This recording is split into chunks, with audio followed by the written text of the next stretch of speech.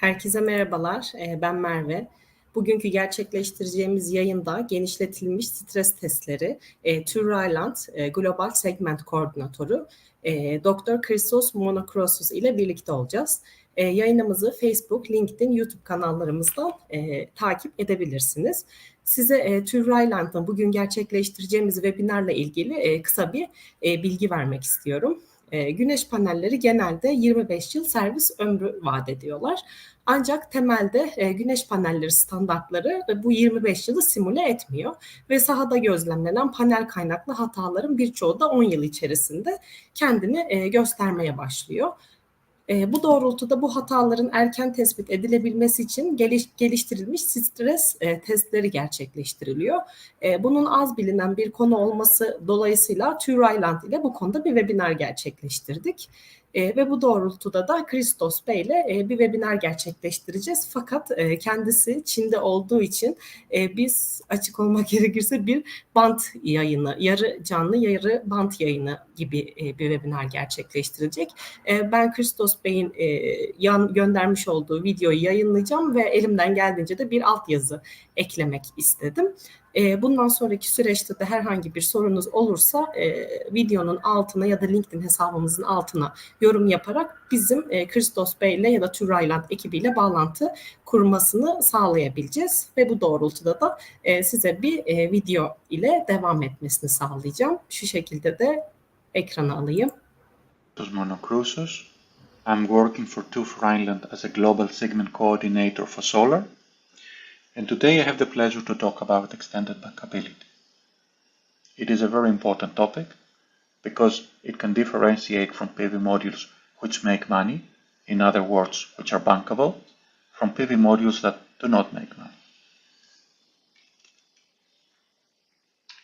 What I have for the agenda today is, first of all, I would like to introduce you to some basic, let's say, fundamental concepts for PV module reliability. Then I will review the advantages for testing with Tür-Ryland. I'll present your test protocol and close with how do we benchmark modules based on our protocol. And now I would like to review the advantages of testing with Tür-Ryland. Tür-Ryland has more than 40 years of experience in solar and photovoltaics. We have been performing power plant inspections since 1990s.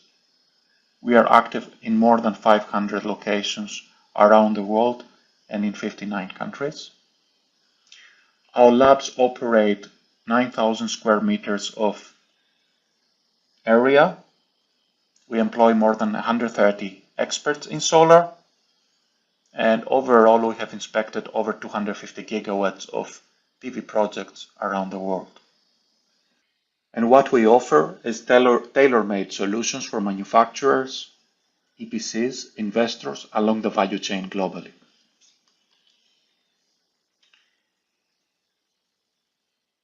So PV modules are produced and sold with an expected warranty that exceeds 25 years.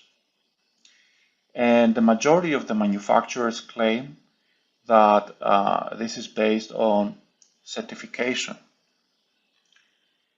But is certification a reliable indicator of module lifetime? We see issues with fielded modules, such as backsheet failures, delamination, corrosion, moisture ingress, and also power degradation, power loss.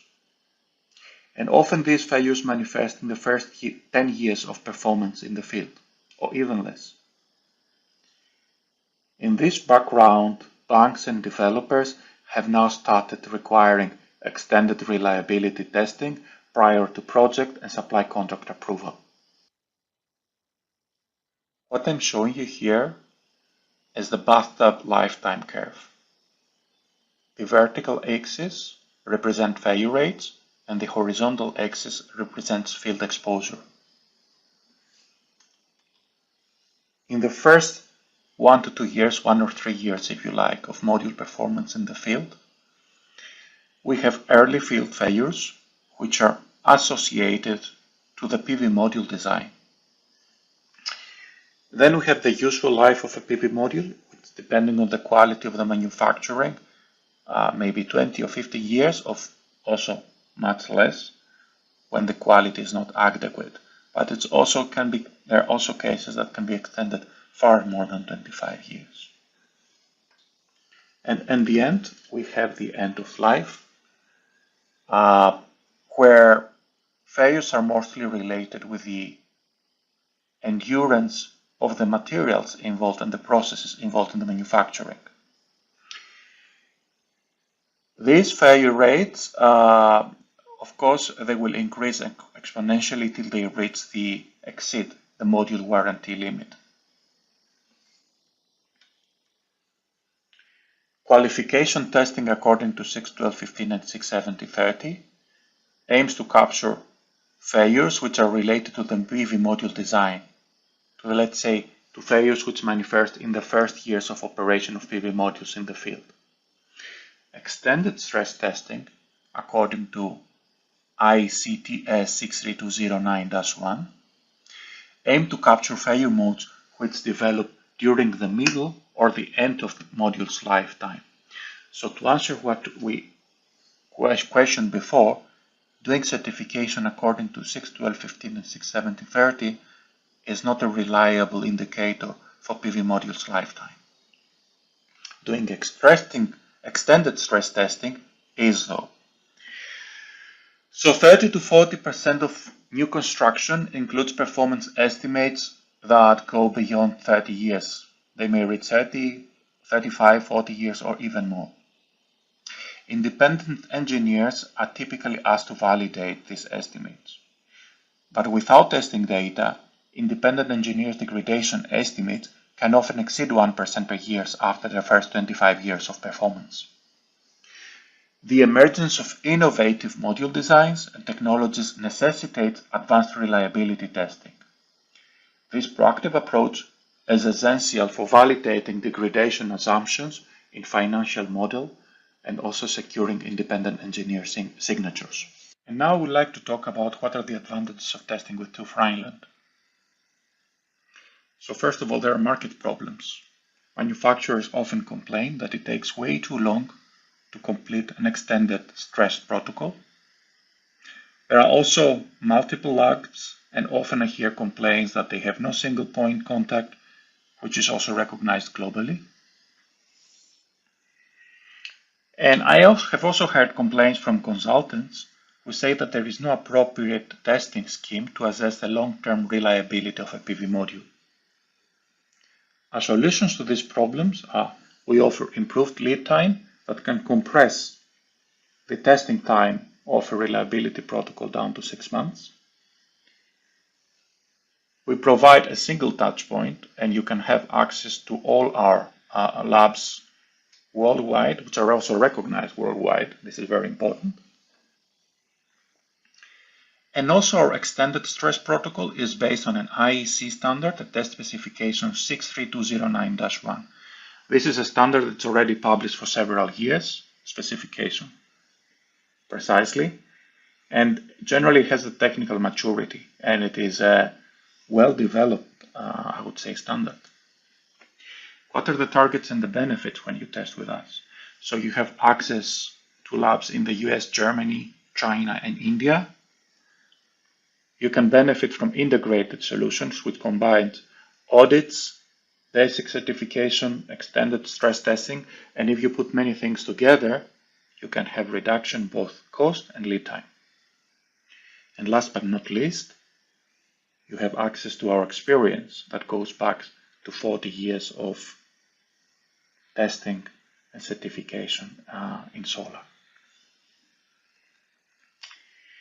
I would now like to present the extended bankability protocol. It is based on IEC/TS 63209-1. Sequences 1 to 5 are taken from there. And then we also add some critical points to these standards. We also capture our experience in the field. So generally speaking, it consists of 7 mandatory test sequences, which are able to detect all relevant failure modes that may happen in the field. We also have one optional test sequence, which provides reliable test data and can allow us to perform an accurate and correct energy yield prediction. I would now like to take the time to talk a little bit about each test that we do in the test protocol. Test sequence 1 and test sequence 4 are sequences engaging thermal stress and humidity ingress. So thermal stress is done by repeating thermal cycling 203 times, and humidity stress is done by repeating damp heat 1002 times. Generally, PV modules are constructed as a laminate of different materials with different chemical and thermal properties. The material durability sequences probe how the material react to temperature stresses and humidity ingress. Thermal mismatch between different materials can lead to unforeseen chemical and mechanical degradation modes. We perform long thermal cycling, which tests the endurance of solder bonds in a PV module and simulate damage which will be sustained in a PV module due to changes of temperature.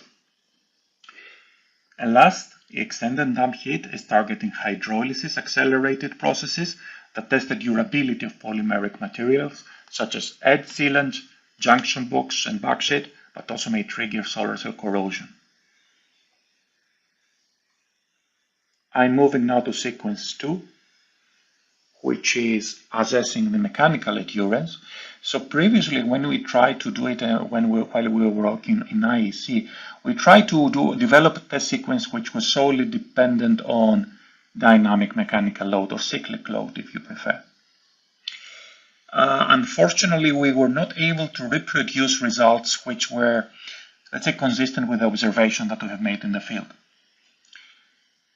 Therefore, now we have added a static mechanical load testing in the beginning, prior to cyclic mechanical load, which initiates the crack and exposes module susceptibility to mechanical damage. Dynamic and mechanical load expands the cracks, which helps isolate cell regions and leads to a better estimation of real-world power chains. And then in the end, we do TC50 and humidity phase 10, which applies more stress on the cracks, interconnections, and other materials after the mechanical load. And as you can see on the pictures on the bottom, basically the failures that we saw in the lab are similar with failures that we have seen in the field.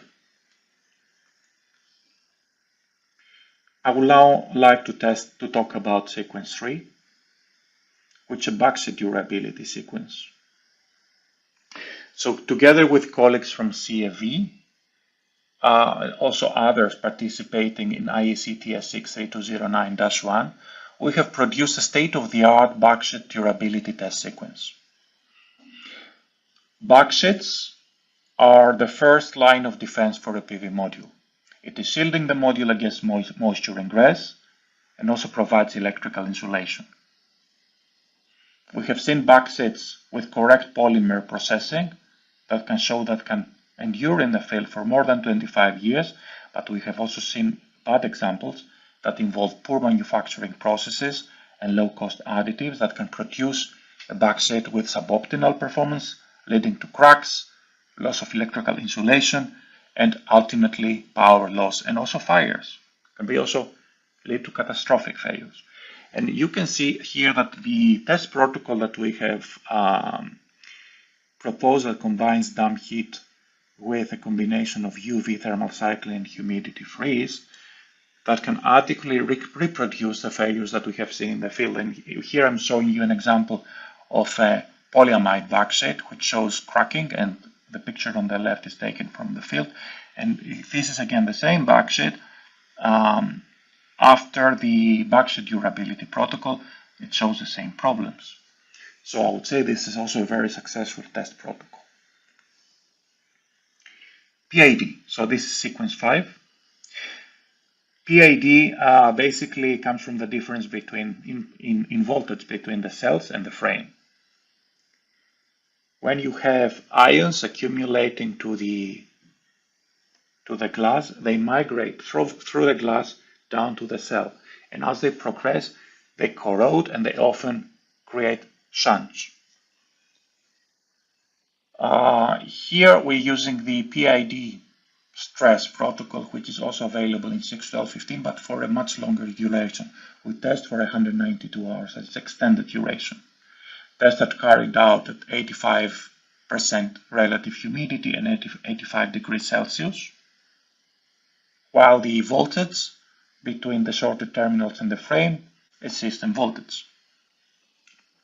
Generally, it is understood that 192 hours of PID can effectively capture PV module times. I would say it's a very severe test, and they can identify modules which are susceptible to PID. UVAD is a new degradation mechanism which is relevant for TOPCon and heterojunction cells, for new technologies. So UVAD means ultraviolet induced degradation, and identifies the susceptibility of solar cells to UV radiation, which may cause degradation due to deterioration of surface passivation. As I have already mentioned, UVAD is more common in new technologies such as TOPCon and heterojunction, compared, for example, to older technologies such as aluminum back surface field or even PERC. You will have a lot more UVAD in these new technologies. So the test protocol here is testing whether PV modules can withstand a severe dose of UV, so 120 kilowatt-hours per square meter at the front and another 60 kilowatt-hours per square meter at the rear, without showing significant degradation in the end. LETID, light at elevated temperature induced degradation. So this is specifically targeting PERC technologies. We have seen that some PERC technologies have been shown to be susceptible to a degradation mode called LETID, which may lead up to 10% efficiency loss. LETID occurs at elevated temperatures exceeding 50 degrees Celsius under illumination, and it is possibly due to hydrogen diffusion in the bulk of hydrogen related to defect activation. These are effects which colleagues from UNSW have studied and published several papers. LETID is causing a reduction in minority carrier lifetime, which manifests as a loss of performance in Pmax and VOC. Recovery may occur following LETID degradation, but the recovery is very slow, and while PID develops in the first 3 to 5 years of modules in the field, recovery may take much longer, 5 to 10 or even 15 years, and modules may still recovering. I would now like to talk about performance testing for energy yield.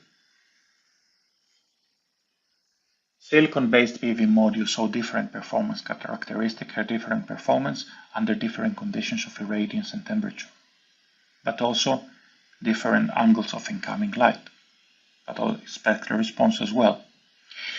So here we practice performance measurements to conduct accurate energy yield predictions. Independent engineering energy yield prediction must be based on concrete data. So two Rhineland laboratories have very high intercompatibility with mean variations within 1%. We utilize 61853 series of standards, DAS1 to DAS4, to perform these measurements.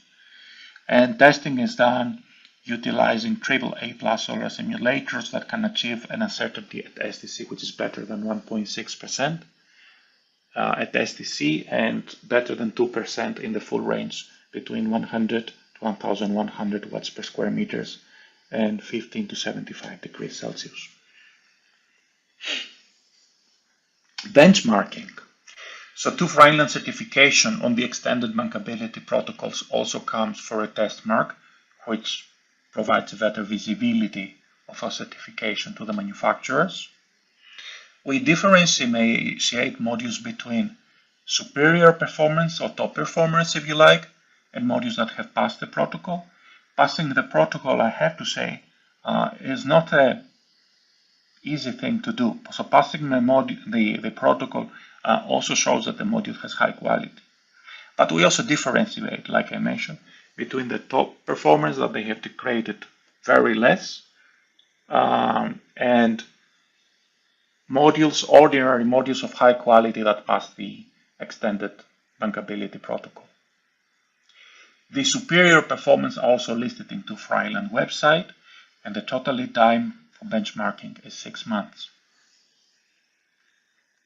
To conclude, the 2PFG, the internal standard of TÜV Rheinland 2PFG 2940, called Extended Bankability, is a test specification developed by TÜV Rheinland and based on IEC TS 63209-1. It is designed to distinguish between various types of PV modules based on their potential to generate revenue at the power plant.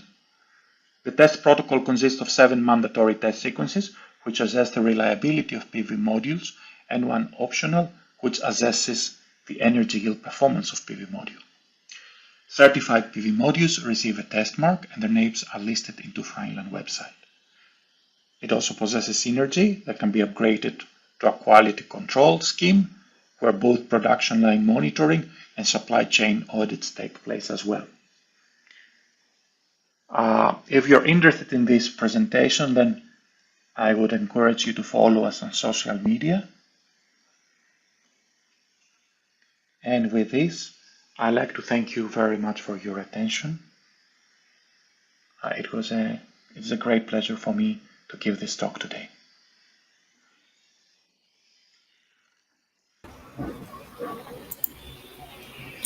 Katılım gerçekleştirdiğiniz için teşekkür ediyorum. İyi günler diliyorum. Teşekkürler.